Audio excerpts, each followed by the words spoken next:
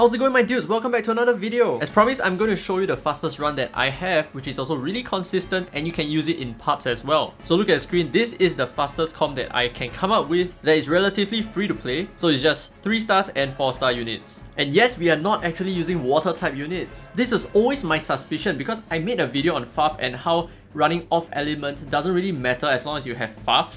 And the thing is, as long as you're able to have so many FAFs across so many different teams, you're going to have a lot of buffs all the time because we are talking about co-op buffs. So as long as you run triplets of this comp, it's going to work really well. Our survivability is going to be there because FAF is going to be able to upkeep himself, and thus your entire team is actually going to be well protected. So considering that Ellya is the perfect pick for most wanpan comps, that made me realize that actually, you know what, probably she is capable of doing a lot more, such as running for Golem EX as well. And it really shows in this run the true power of Ellya. And of course, I'm talking about the light Ellya, I'm not talking about New Year's Ellya, which means that this comp is replicable into the future. If you're watching this from like, I don't know, a month or 2 months in the future, this comp still stands and the timing is really good. So it is a really cheap to build team that I like to introduce to you guys.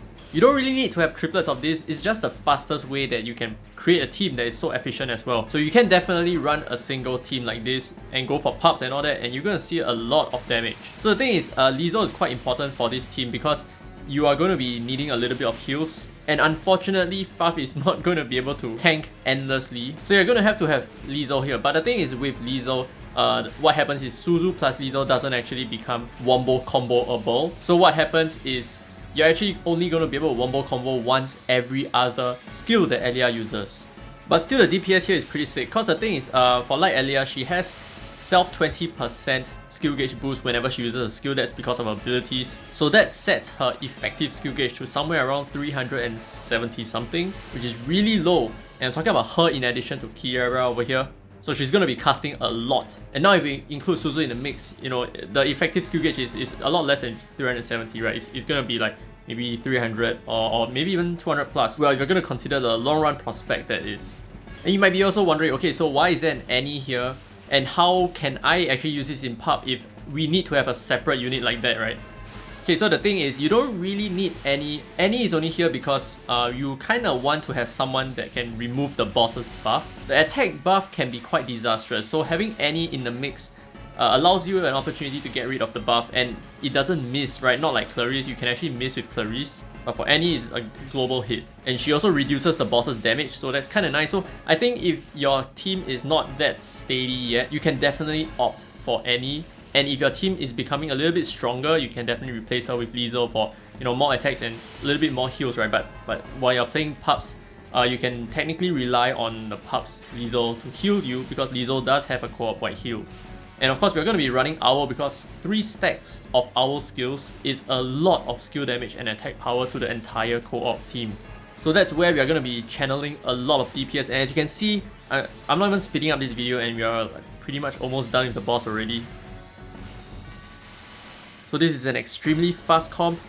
Probably someday, oh wow, 4 million damage. Okay, so probably someday I'll show you guys some pub runs on this. It's not difficult, to be honest. Very cheap to build and surprisingly easy for it to function and perform exactly how it needs to, because FAF is just extremely OP, right? He's basically a 3-star unit that can enable any comp to work in this mode.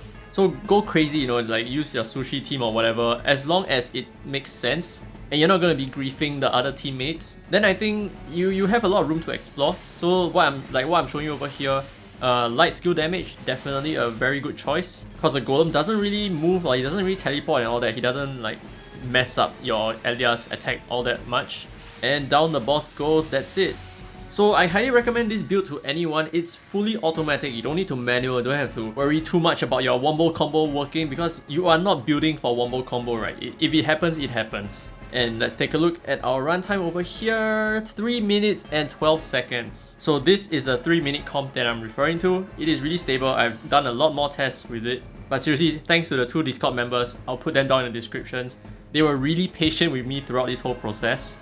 So this is World Flipper in a nutshell, right? Team building at its finest. As long as you can craft a team that has a lot of synergy, it will work. So I hope you learned a thing or two from this video. And if you did, don't forget to leave a thumbs up, it really helps the channel. This has been free to play, by the way, and as always, I will see you in the next video.